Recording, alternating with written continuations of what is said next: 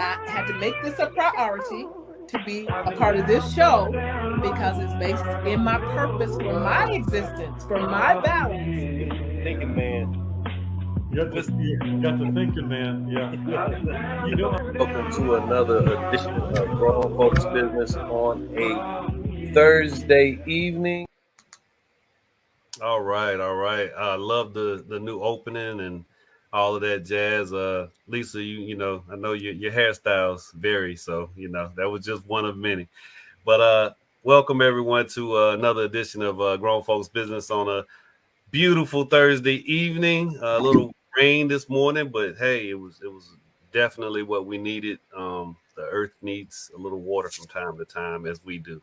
Want to remind you all, police your mute buttons like always, and I think tonight's topic is a good one to truly wrestle with, and it probably will end up being a multi-parter.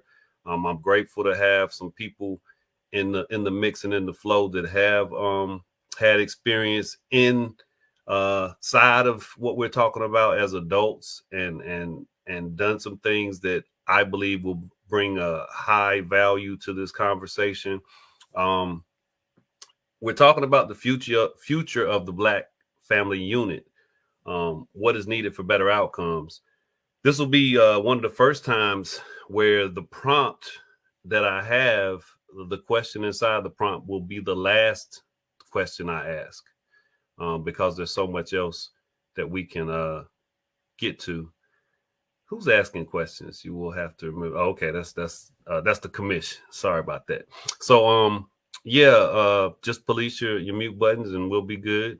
But the future of the Black family unit, what is needed for better outcomes? Again, that question will be the final question. That'll be the one that you can be thinking about as we go through this topic, this subject matter.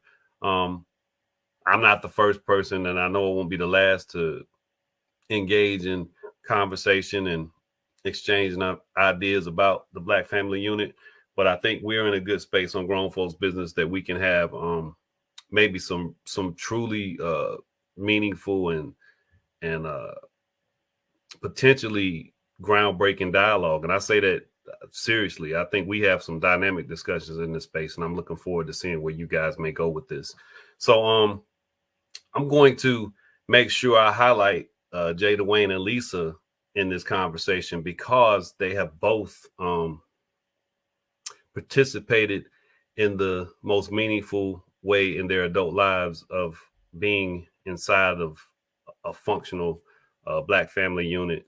And as Jay Dwayne has expressed in this space and been very vulnerable, and as Lisa has expressed in this space and been very vulnerable, things happen. So if there's some level of expertise you guys possess that you can impart here as we try to salvage things in that sphere, please do. But I'm grateful and thankful for you guys showing up. So let's get started.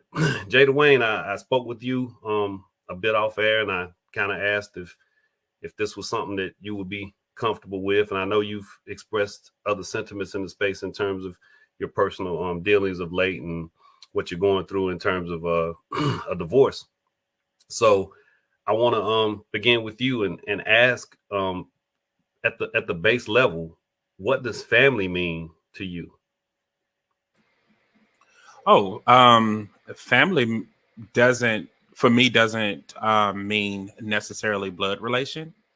It actually, to me, it means a group of people, a group of trusted individuals that are hoping to reach or desire to reach a common goal, or are personally invested in those within that network or community to reach that goal. It is a place where you can be completely free, naked, unashamed. Family is those individuals you think of first, and the last that you'll ever think to betray you, hurt you. You always think good thoughts of them, even when they get on your nerves. It's like you're thinking something positive. So for me, family, getting spiritual, is not the blood that runs through your veins. It's the blood that covers you because you're protected around them. Awesome. So most of you in this space know me at a level where you probably have heard me say that I don't do friends for very long. It's, it's friends and then family, or you're just an acquaintance. So that's exactly how I feel about it, Jay. There's a level of care, and there's an exchange of appreciation that you can't quantify in those relationships. It's just there, and it's apparent, and you can rely on it. So I'll stop there because I don't want to step on anybody else's answer. Lisa, I'm coming to you. What does family mean to you? No, what? No, what you shaking your head about? Don't do it. Y'all ain't ready.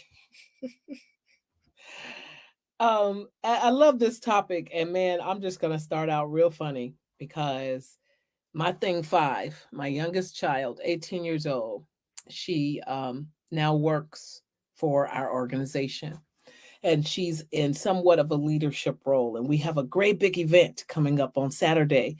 And so when I came in today and I said, hey, this wasn't done, that wasn't done, that falls on you because, it's your job to make sure they do da da da. She says, I don't want to be you. I don't want your life. She says, who runs a daycare 7 days a week, 24 hours a day? She says, who would want to do that? So I said, well, I have priorities. I have 4 kids to feed. And they required a bit of money. And I did not have a support system. I love that little girl. I love her because she is unapologetically her. She's like, no, I want some balance in my life. And that doesn't seem like balance. So the definition of a family unit, it technically says, mother, father, and children, right? And although I have had the pleasure and of being married to people, I told her, because this is pretty serious for her, because she is the healthiest of my brood. She's like, no, I got to have some balance. So what I told her is, you got to inspect the fruit before you commit. I said, I'm thankful. I'm real thankful for you. But I didn't know what I was signing up for because I was only thinking about me and expecting another person to bring the same level of energy, same level of commitment. And this is not a dig on another person, but it's tough. It's tough, especially to be in Black in America. Then you get booed up in the way you're supposed to get booed up. Then you create these other human beings that depend on you, yet you chose, I hate to say wrong, but it was wrong because I literally ran a 7-day, 24-hour daycare to feed 4 children that I didn't make by myself. But anyway, and then I kept doing that same thing. So it's a commitment. I mean, it's just a commitment. So to Jay's point, I can now appreciate my family that I don't share blood with, but that's the story of my life. So if I go way another way, my thing 3, who's now the father of one, has a wife and another baby's on the way. He has, yeah, right. But he has disconnected his cell phone. He says, oh, I don't need to talk to y'all. Like, he's like, I got a family. I got a family. I got a wife. I'm just going to worry about my kids. But I'm like, oh gosh, so does that mean we don't exist anymore? But the family unit is Jeremy, his wife, and his kids. And as I talked about before, as his mother, I can't wipe my name off his birth certificate, but I have to respect what his wishes are for how he wants his family unit to be. Although I think it's a little unhealthy, but I'll talk to Jesus about that. It is what it is. So started out funny. I'll still end funny with Jeremy, and y'all know I got a plethora in between. Yes, you do, and I appreciate you as always for sharing in the way that you share. So, yeah, congratulations to Jeremy. I have to shoot him a text. The panel set up just right on my end. I see the family people that have experienced it and rode the waves at the bottom, and I see the people who have yet to partake in it at the top. So, Bob, I'm coming to you next, man. What does family mean to you? So I tend to fall pretty much with Jade Wayne in that regard. I think that family is chosen, not had, not, I think family is chosen. It's not what you're given. The exception to that, and I've said this on the show before, the exception to that is I think your children, because you chose to have them, are your family regardless. And you have an obligation as a parent to care and love and take care of best you can those children, period, end of story. That's the one decision that you can't back away from. You can't undo that. You can't exit. You can't. So, but I think, well, I'm not going to say what I was getting ready to say, but I think those are your family, period. The rest of your family are who you choose. And those that are blood aren't your family unless you choose them to be, because there's nothing there that's automatic. Family has to be trusted. Family you have to have a sense of vulnerability and a sense of peace, a sense of trust. And I think that the small crowd of people that you discover, and they may be your blood family, but they may very well not be, and most likely I'm going to say might not be, those that are the people where you feel you can float, you can rest, you can be yourself, you can trust, you feel a sense of peace. I think that's what family is. Perfect. Yeah, I'd even tack on a bit, Bob. Sometimes you don't even choose. Sometimes it's just a natural occurrence. I mean, sometimes you're just around somebody and it's like, we just click in a way of valuing one another that it's like it gets there. Yeah. Absolutely. They just show up. Yep. They just show up and you go, wow. Yep. How grateful. Yeah, how grateful should you be for that? Yeah, absolutely.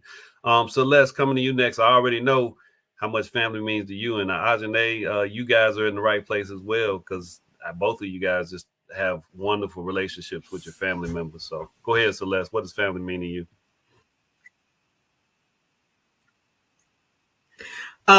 Funny thing, that relationship with my mom and dad, that's some work, baby.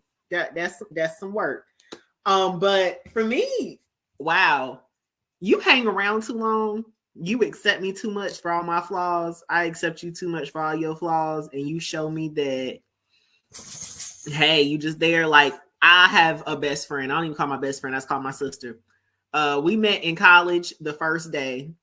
This girl forgot me. She left me at a party, I think my first college party, because she really didn't know me. I showed up for college sex ed at A&T, and we have been inseparable ever since. She cannot remember the first time that we met.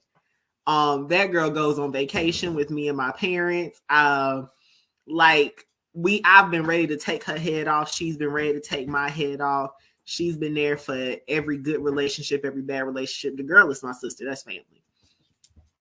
Adrian and Justin, while I don't necessarily have like this super close relationship with them anymore, their kids are still my kids. If Vivian and Stella called me right now and said somebody was bothering them, you better believe Auntie Celeste would show up ready to swing on anybody any given time. Family is just who accepts you, who loves you, who will be there for you no matter what. Lisa turned into Auntie Lisa off of like 3 conversations, because it was in that moment where I was just like, okay, like, Auntie me, got me, tell me the truth about myself. Like, be honest with me. And what I believe family will be for the one that I create, Lisa also taught me, be careful about who you marry. I done been proposed to twice. One I laughed at. Technically 3 times. One I laughed at. One I was like, okay, let's get married. Lisa confirmed why we need to get married. And the third one, he was in a jewelry store with his mama, and I got a FaceTime call, and his mom was like, so y'all are getting married? And I was just like, this a proposal? She was like, yeah, he said y'all are getting married. That's amazing because I ain't know that. I ain't talked to him about 3 months. I can't believe I wasn't consulted. I'm hurt. Funny enough, Felton, these were all like before I knew you. But for me, family will be looking at a person and being like, okay, flaws and all, we gonna try to make this work. It's understanding that who you are when I meet you, fall in love with you, marry you, and all that stuff, you're not gonna be the same. But Lisa and Jay Dwayne have very much taught me that you need to look at who that person is possibly going to turn into. You need to look at who that person is now. You need to look at their family. You need to look at where they come from. My mother always said you visit the family and you collect facts. Lisa and Jay Dwayne have very much taught me, yeah, you collect facts, but you also analyze them facts. Look at who they are. Look at their morals, their values, where they come from. Do they seek treatment for their mental health issues? Do they have boundaries with their family? Like, I'm okay with the fact we all got mental health issues, but now I need to know, do you take care of yours? And then from my own experiences, I learned about pride, morals, boundaries, mannerisms. Like, baby, you can't complain about the fact that I make more money. In my generation, money is a real big issue, but you can't complain that I make more money than you when you know that you're a teacher and you gave your brother $1,000 to pay his mortgage. Where's your boundaries? You can't complain about my income when you give yours to everybody else. Being able to stand up for yourself and create boundaries. These are things. You're jumping ahead a little bit, but I like it. I like where you're going. No, but we're gonna get there. But no, I greatly appreciate you. You know, I value you dearly. So yeah, you gotta sift them. You gotta need them. You gotta figure out how they rock and roll. So yeah. If Lisa don't like you, she don't let me know. There you go. And you know, just I like to be consulted. That's all I'm saying. Okay, Ash, it's your turn. You tell us what family means to you. Well, family, I do agree that we have two families. I believe that we have one, that you're related to by blood, by DNA, by lineage.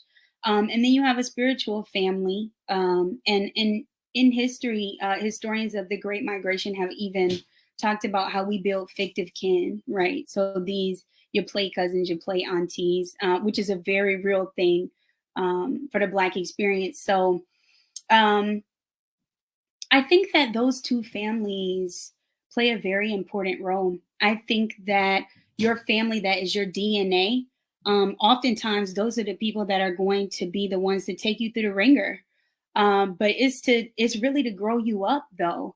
And it's to prepare you to be able to fully manifest love in a way where you can suffer. And so pivoting to the second part, the family that God puts in your life, those are the building blocks that he gives to you. So that way you can have what you need to make it through. And I think together as a collective, when you have people that are thorns in the flesh, people that are coming against you, causing you to build and rebuild yourself stronger and stronger and stronger. And then you have people that are also pour into you and love you and keep you strong. I think that together, both of those things, and whichever one is your family, I think is for people to decide, but I think both of them, both sets serve a purpose. At the end of the day, I do firmly believe that your energy should go into your spiritual family. Not saying that, like, for example, for myself, I know that there are people in my family that we are blood related, and I love them, but I know that the relationship is one-sided, that I'm there to do for them. So I'm not looking for them to do for me. I know the people that God put in my life that can be there for me. And so I've learned to, as family, there are people there that are in my life to make me through the hell that they bring in my life. And so I still receive that because, again, it causes me to grow up and to love on a deeper level, because love is so much bigger than all of us. And so just to pivot to the spiritual family, my spiritual family, y'all, I got one rule.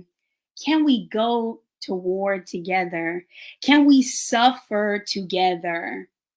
if we can't do no suffering together, and when I say suffering, I mean some real, can we find out who God is making us together? When the times get tough, can we cry together and then build each other back up? When I'm not feeling like myself, will you love me enough to say, Aj, I know who you are? You know what I'm saying? And I know that you can pull through. So for me, that spiritual family, of course, good times come, but can we go through some suffering together? And just to speak briefly, and I'm sure I'm foreshadowing a little bit, when you do something like a doctorate, whew, it's something when you start asking God to, help you overcome your enemies, and you start losing friends, people that you thought were supposed to be there. But you know what? I thank God. I thank God for thank you, Celeste. I thank God, and here's why.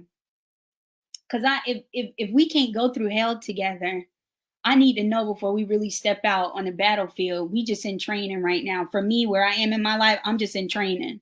So if you're not with it, I'm not mad at you. I'm not upset with you. Let me know now. Because if we're not going to make it through the suffering, through the spiritual warfare together, then let me just understand in my mind. And I'm not one to throw people away. But I will switch in my mind. Okay, this is not someone that I can share with. This is someone that I'm there to do what God would have me to do for them for. And so they're an acquaintance. That's literally how I have to. I don't force anybody into any box or lane, but that's what you become, because the relationship is not as profound or as deep as those that I value and cherish that much more. Also, I wanted to say, Lisa, thank you for your auntie vibes. Like, you do give auntie vibes. Yeah, you do. You really do. I think I got some aunts that I don't want you to meet. Y'all might roll too hard or something. Like, yeah, I'm gonna have to get y'all out of jail. That's family. So yeah, and to your other points, I think you were making, Oz, I look at the places that you occupy and spend time, and what type of family or familiar relationships are built there. And that's why you have church family. That's why we have grown folks business family. That's why we have colleges and fraternities, or places that you spent significant time and formed some bonds. Ajane and I had the great pleasure of spending time with some of our Eagle family the last couple of days, and that's been wonderful. And that's literally bonds that can never be broken. And it's not an everyday conversation or check in even once a month sometimes, but it's understood that there was some time well spent in each other's presence. So that's a type of family. I'm going to come around the space with this next question, and I'm going to see who may allude to my answer, but I'm going to go last. So Lisa, starting with you, why is the preservation of the Black family unit important, or is it? Are you kidding me? Oh my gosh, how hard is that? It's important because we matter. Because without the Black family, is as if you can't have an individual without something that supports the individual. So the preservation of it matters for the existence of our culture, of our being, of race as a social construct, but a race, right? So we have to preserve the support of it. And it's like the throwing away the nucleus of an entity. So we do need to do as much as we can to encourage it and nurture it. And that is a challenge, because I'm going to go with where Anjane goes. I'm spiritual, right? I'm spiritual. So I know we are fighting enemies, and, the words say it's going to rip apart families. You have brothers, sons against fathers and mothers against daughters, but somebody has to be committed to it, right? So I've shared sometimes in public, but most times in private with a couple of you, some of the dramas of being like even a Black mom. This is why I encourage Celeste. Wait a minute, darling, sweetie, wait a minute, pick and choose. Because when you have two people who are responsible for and charged with nurturing one person, if you're not on the same page, not in the same book, not in the same library, you're destroying a human being because, whatever. But that whoever values Black family, Blackness, Black people has to take the back seat. You have to take the high road because you could just go in and destroy people, and you can have good reasons, but as I even told Lily today, just because you can doesn't mean you should, and just because something hurt doesn't mean it's not right, right? And I'm gonna go back to her real quick. One of the things that was it was distressful for her. It's like, gosh, it's like it's all over the place. You're doing too much, and da, da, da, da. I said, you have an inside view because of nepotism. There's a lot of people that want what I got, but they're not willing to do what I'm willing to do to get what I got. I have a level of peace. I have a level of this and that because I do have to do this, have to do that, I could have destroyed her, right? I could have just went in but I owe her because she wants to be a mom, right? I owed her some time. That's why I even got on a little late to express, if you don't choose right here, you got all these other things. I'm 52 and I'm building a career at 50 freaking 2 because choices I made at 19, Celeste, Anjanae, that I had to pay for 32 straight years. But I'm cool with that. That was my priority. So because it matters. So I am committed. I didn't know then. Thank you, my cousin, my brother, my friend Felton. I did not know then how valuable what I didn't even know what I was doing was when I didn't throw them busters under the bus. Your daddy, you, but my priority was them. So now I better understand that the importance of the Black family and preserving it at all cost. Love it. On the back of my left arm is love is sacrifice, or you can say sacrifice is love. I think that's paramount as well. That's got to be a piece of that puzzle. Bob, tell us why the preservation of the Black family unit is important. I think the preservation of the family unit is important, period. And for this question, as opposed to the last question, let me define the family unit as being parents and children, because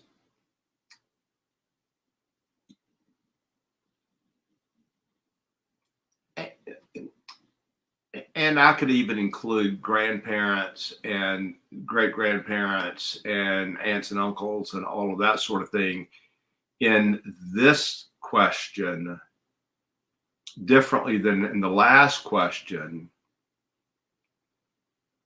because the blood family unit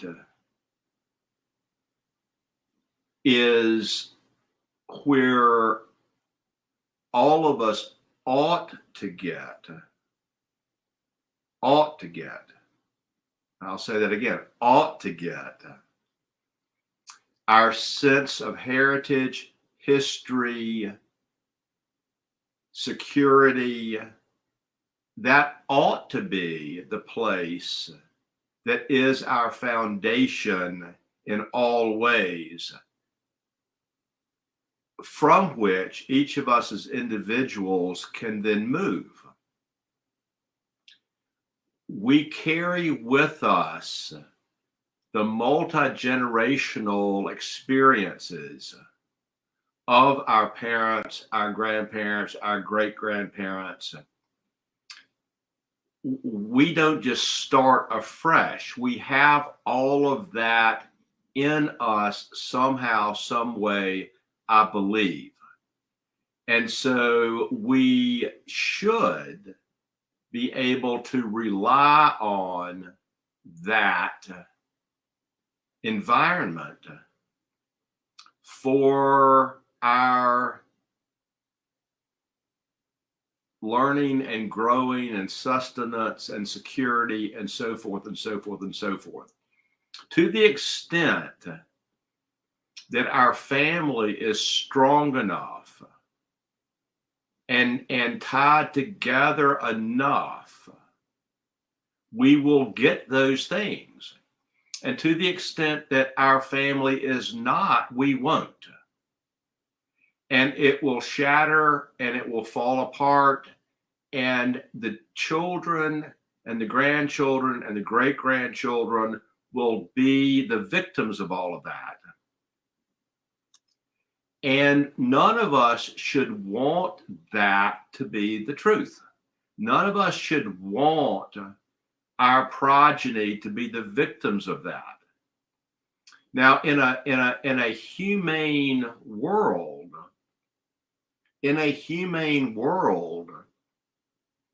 as children make choices, as grandchildren make choices,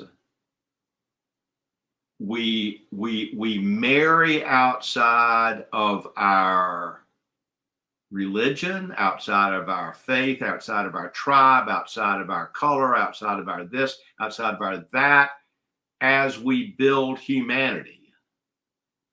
That's not where we are as a world these days. And so there's the also part, the question being Black family as opposed to just family, because there is heritage and value and culture that for this world cannot be lost. And in the world as we have it, if Black families don't care for that and nurture that and protect that all across the globe, it will get lost, especially here in the United States. And it can't be lost. It's not supposed to be lost. It's supposed to be raised up. And in a healthy world of people making healthy choices and crossing lines and blending, it's respected, not lost. In the unhealthy reality of our culture, it gets lost, and it will get lost. And that would be such a tragedy. Well said. I wanted to, tack on something that I truly think is at the heart of that statement. You have to know your people. Ella Baker, Ajane, I'm sure get it. She was known for Ella Baker was a great civil rights leader. And when she would meet someone, she would say, "Who your people?" That was her favorite. That's what she would say, "Who your people?" And she said that up until the time that she left the earth, as far as I know. That was the first thing she'd ask you when she met you, "Who your people?" So there's value in understanding your origin story. And to your point, preserving an attachment to that. Jada Wayne, coming to you next. And I want to really, it's going to probably be a two-parter, guys. We might have to come back to this next week because I know there's just more meat on this bone. But Jada Wayne, tell us why the preservation of the Black family unit is important. To be honest, if it doesn't take place, the world will literally destroy. We are the creators of all. If you take that away, that's literally like taking the bees out of our ecosystem. If you take out the Black family, nothing will operate. Nothing will continue to perpetuate. Nothing will exist. The family unit created everything that is here today. And I don't think we talk about that enough now, talking about the sense of Black community, which is also a portion of the family. You lose history, you lose identity, you lose legacy, and you lose function of capability. And I think both of those things are very important, and they're only discussed within family units and in conversations, because when you are around like spirit, like flame, or even kinship, they will remind you of who you are, even when you don't even know who you are yourself. So you're talking about several things will just deconstruct and no longer exist. I did not expect the shallow end answer there. I appreciate that, Jay. That was well said. I agree. Ajane's put in the chat. Yeah, we definitely got to circle back to this one. So if you're available next week, we'll do it again. I don't want to miss the people in this space at this moment. So you guys have to confirm attendance, but I never mind doing a part 2 because I never get to all my questions anyway. Coming to you, Celeste. Why is the preservation of the Black family unit important? It's important because, echoing what Jay Dwayne said, I mean, whether you believe the Eve theory or the out of Africa theory or not, baby, Blackness started it all. Like, that's just scientific. Honestly, it's the start of culture. I love when I'm in different ethnic groups and cultural groups, and they're talking about, oh, well, da da da da da. I'm like, you do know Black people have been doing that for literally generations, centuries. Like, I have a friend, she's Mexican, and she discovered the silk pillowcase.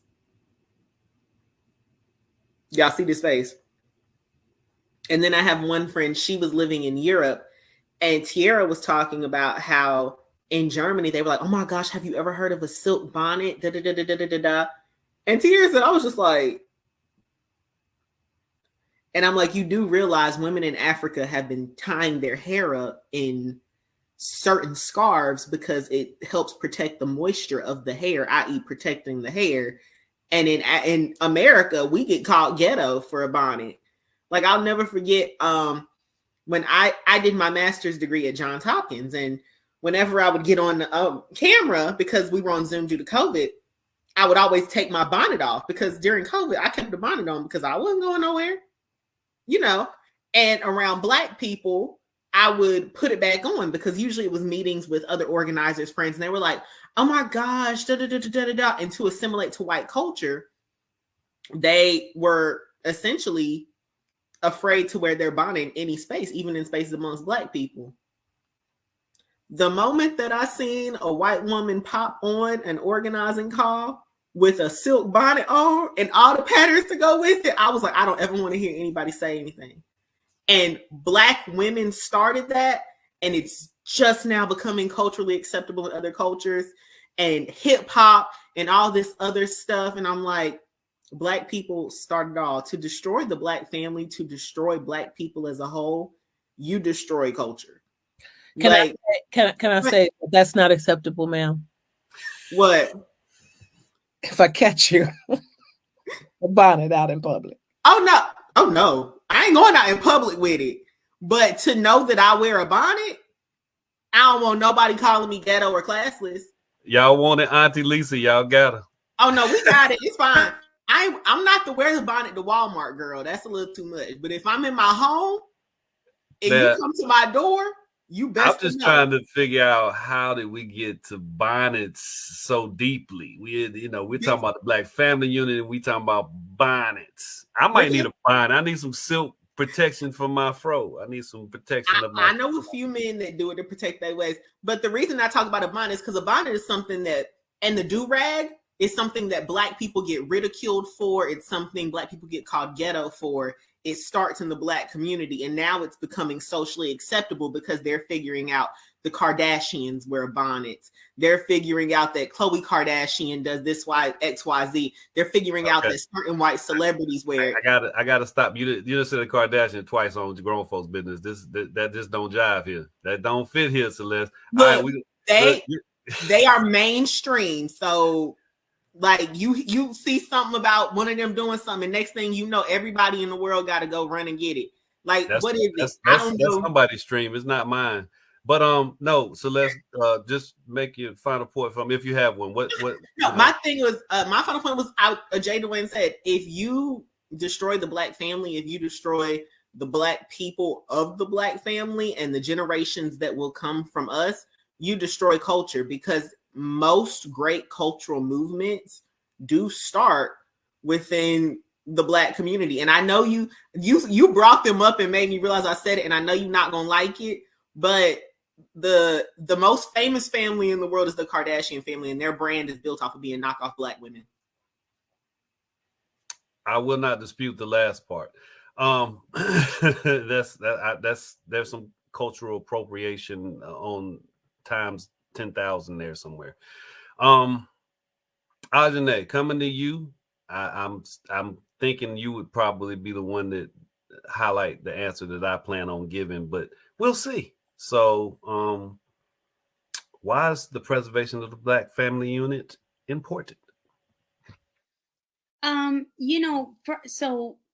So here's something that I'm kind of gonna like build a bridge from the last question to now, because first of all, preservation of the Black family unit is important because we live in a nation where it's basically illegal to define Blackness in biological terms.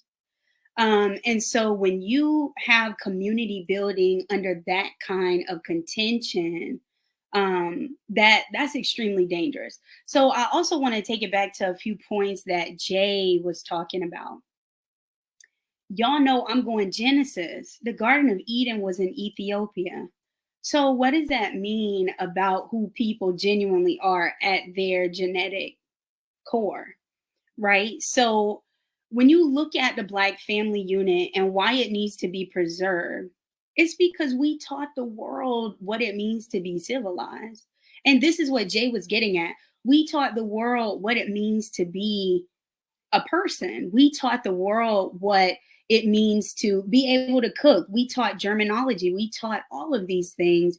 And I think when you look across the globe, we are the families that are under attack on every single continent. And if you free the Black family unit from being destroyed, then naturally we can build societies in which family is at the forefront of laws. Family building is at the forefront of work culture, of education, of healthcare, of medicine. And so when you talk about the family unit that is under attack the most in this country and across the globe, again, if we can alleviate some of that. And also, Felton, let me ask for permission here.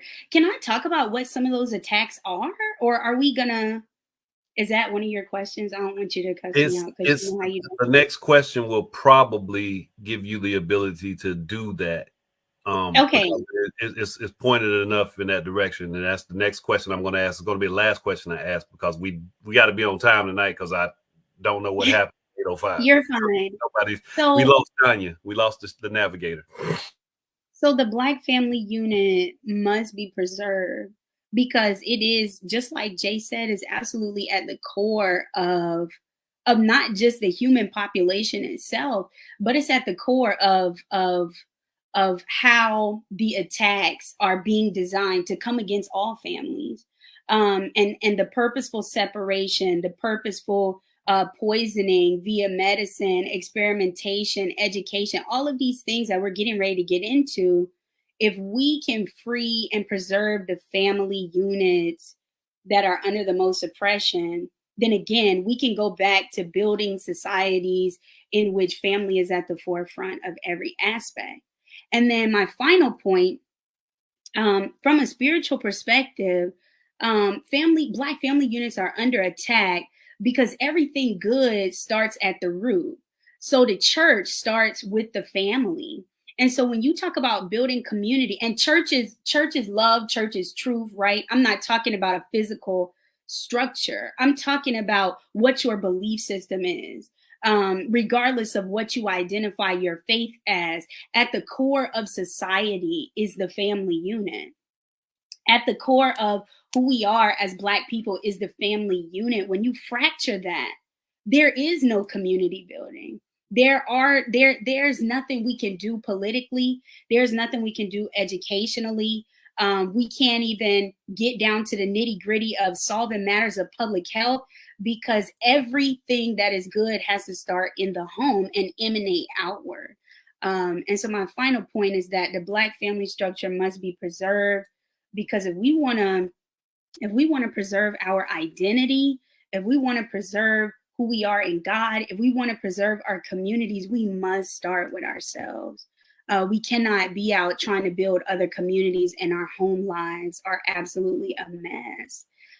There's nothing we can do in our careers. There's nothing we can do in the world if we can't do it in ourselves first, and if we cannot master loving the people that we have around us in our homes every single day.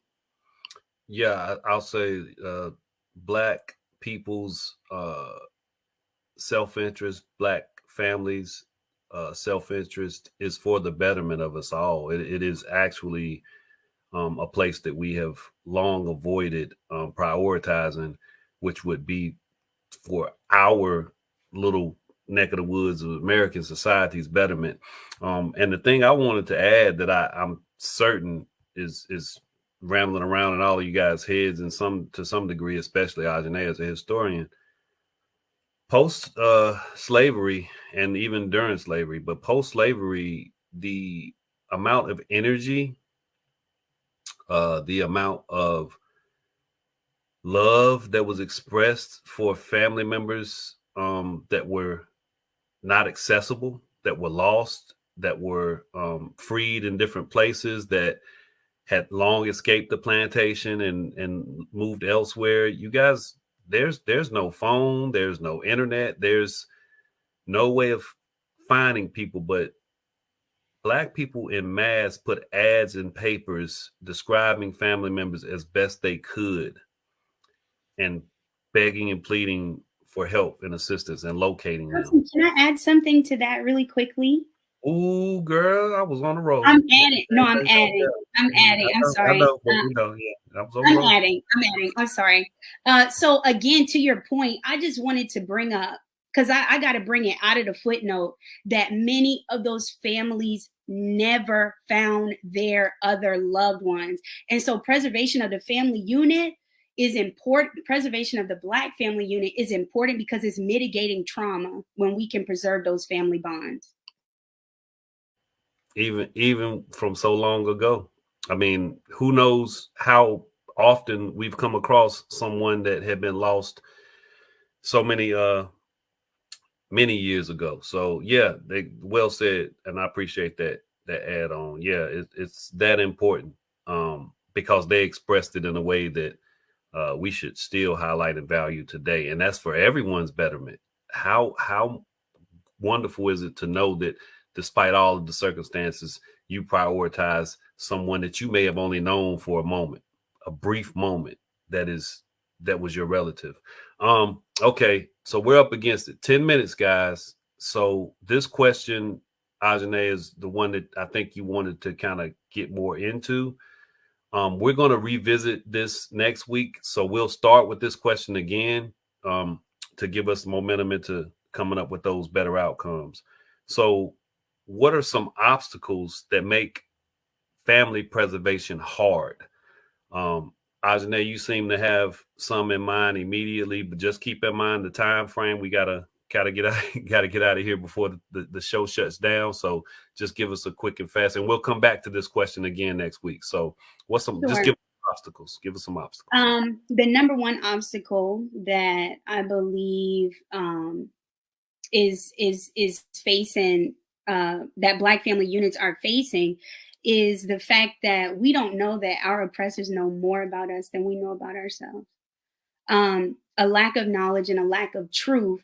And then when you have that lack of knowledge, you don't understand that everything around you, your entire reality, is being controlled by people who know more about you than you know about yourself. And when you wake up and you go outside and you get in your car and you drive down the street, Someone has predetermined the roadways in which you can and cannot go. And so I'm going to leave it at that, because that's the number one thing that I believe Black family units are up against: a lack of knowledge about the pervasiveness, about the effort that white supremacy has put in to make sure that the family unit is fractured at every twist and turn. So I'll leave it at that. Yeah, and we'll have more next week. I'm a firm believer in all things know thyself, but that thyself is not just you. It's more than just you. So you should definitely have some knowledge as a tool and as a weapon. All right, quickly coming around, Celeste. What's some obstacles? And you can just rattle off some. We're going to come back to this question next week. Okay. Black men and women just have to get to know each other. We have to get to know each other outside of the stereotypes, outside of social media, outside of what we see on the news. Black men and Black women have to get to know each other as we are now, not what we believe our grandparents had, what we believe our grandparents were. We have to get to know each other for who we are. So I completely agree with what Ajane just said. Beautiful. Thank you. Lisa. Service. I think we need to value each other enough to learn to serve each other for the benefit of the whole. And I now know better that trauma makes us more self-loathing, self-indulging, self-aware. It's all about us versus the impact us have on everyone else. So I believe in service, and I believe in the consideration of the others and not just seeing my own perspective. So if we did more of that, I think we have the ability to turn the tides. So selfishness is an obstacle. Well said, Lisa. There's another question that'll come when we get back to this next week. I think you'll get to go even further down that path of answering that. It's a loaded question, and I appreciate your answer. So yeah, there's another one that's going to tack on to it, and I look forward to hearing your answer next week. Bob, what's some obstacles that make family preservation hard? Oh my gosh. I didn't expect you to come to me at this point in this. You know, I'm gonna defer to the second chapter next week. That sounds good, and I appreciate you understanding the time because we lost our DJ. Jay Dwayne, tell us, man, a couple of obstacles. I know, like I said, I appreciate you being in the space and sharing. You've just been so open and honest. I value that. So you got a couple of obstacles I'm sure you can reference immediately. And we're going to unpack this some more next week. So I look forward to that. So go ahead, Jay, you take us home. Well, as it relates to the American Black community, the lack of understanding of the impact of racism and how many arms it has, and how it has created so many pods that we defend those things because of the lack of education about racism and what it means. That's so important to me. We don't really understand racism, so we don't understand how really wide, deep, and long it truly is. And the same thing with not understanding who we are by design.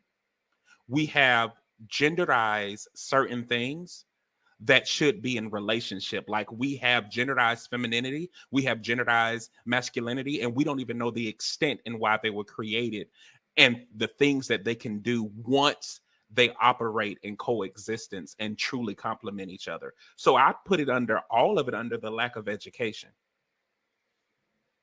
Yeah, I think that's a significant.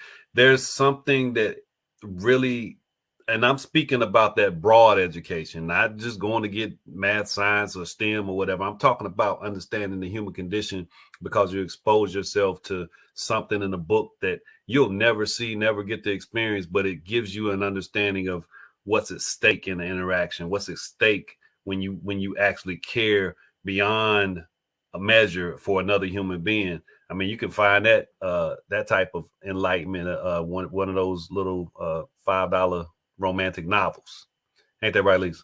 So anyway, look, I want to really again thank you guys. We made it in here. Danya, we wish you well. We'll talk soon enough, I hope. But we missed our DJ tonight, but we still got some dancing and break dancing and all that good stuff in. So yeah, I appreciate you guys. And look, we already know what we're talking about next week. So I hope to see you all back in the space. And I want to get around again and really wrestle with this topic and idea. And there was some good stuff coming up, Lisa. You were headed in the direction that I want to go. So look forward to it. Thank you all. Y'all have a wonderful night. Take care. Be well.